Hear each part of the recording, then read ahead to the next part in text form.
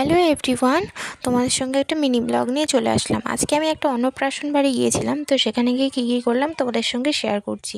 তো এখানে অন্নপ্রাশনের পুজো হচ্ছিল, তারপরে পুচকেটাকে ভাত খাওয়ানো হচ্ছিল, ও মুখে ভাত যেহেতু, তো পুচকেটাকে মাছের মাথা খাওয়ানো হলো। তারপরে আর কি কেক কাটিং হচ্ছে।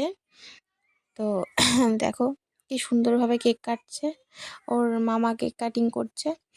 আর ও তো কান্নাই করে দিয়েছে, ওকে তারপরে তুলে নেওয়া হলো।